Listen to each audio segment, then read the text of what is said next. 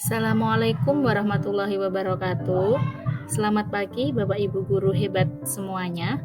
Perkenalkan, saya Ulfa Fitriastiani dari SDN Karangsekar, Kecamatan Kaliori, Kabupaten Rembang. Izinkan saya untuk sharing aksi nyata topik kedua, yaitu kurikulum merdeka, tentang mengapa kurikulum perlu berubah. Dalam kurikulum merdeka itu sendiri terdapat dua modul. Modul yang pertama yaitu makna kurikulum dalam pendidikan. Modul yang kedua, pembelajaran versi kurikulum merdeka. Nah, apa sih kurikulum itu? Berdasarkan Permendikbud nomor 718/P/2020, kurikulum adalah seperangkat rencana dan pengaturan mengenai tujuan, isi, dan bahan pelajaran serta cara yang digunakan sebagai pedoman penyelenggaraan kegiatan pembelajaran untuk mencapai tujuan pendidikan baru. Kurikulum juga bisa dimaknai sebagai titik awal sampai akhir pengalaman belajar murid. Dalam kurikulum ada 4 komponen. Yang pertama, tujuan. Yang kedua, konten. Yang ketiga, metode atau cara. Dan yang keempat, evaluasi. Selanjutnya adalah fungsi kurikulum. Yang pertama, yaitu alat untuk mencapai tujuan pendidikan nasional.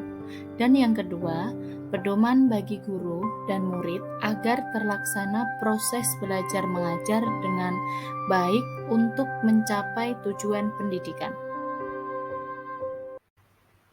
Kurikulum yang baik adalah kurikulum yang sesuai dengan zamannya yang bersifat dinamis, yaitu terus dikembangkan dan dapat disesuaikan dengan konteks karakteristik siswa demi membangun kompetensi yang sesuai dengan kebutuhan mereka kini dan masa depan. Yang perlu kita pahami dalam topik ini adalah mengapa kurikulum perlu berubah. Yang pertama, lebih relevan dengan perkembangan zaman. Yang kedua, kurikulum dapat memenuhi kebutuhan belajar.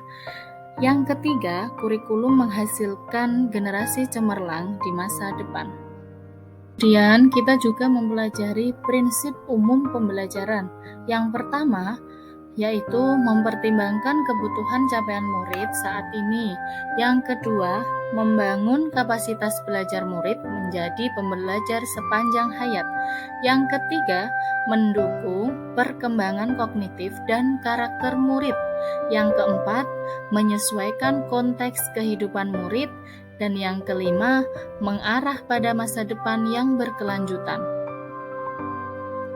Kemudian, apa sih yang disebut dengan capaian pembelajaran atau CP? CP adalah kompetensi dan karakter yang ingin dicapai setelah menyelesaikan pembelajaran dalam kurun waktu tertentu. Dalam kurikulum merdeka terdapat profil pelajar Pancasila.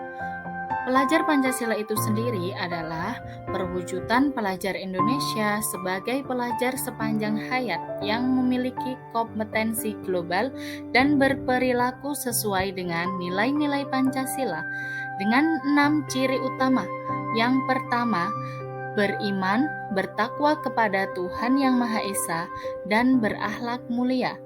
Yang kedua, berkebinekaan global. Yang ketiga, bergotong royong. Yang keempat, mandiri. Yang kelima, bernalar, kritis, dan kreatif. Selanjutnya, kurikulum memang dirancang oleh pemerintah pusat, namun murid memiliki kebutuhan yang berbeda-beda sesuai dengan lingkungan. Maka dari itu, satuan pendidikan perlu melakukan adaptasi kurikulum sesuai dengan konteks dan karakteristik peserta didik. Demikian yang bisa saya sampaikan. Semoga paparan ini bisa bermanfaat bagi Bapak Ibu guru hebat semuanya, terutama bagi para pendidik. Sekian dari saya. Terima kasih. Wassalamualaikum warahmatullahi wabarakatuh.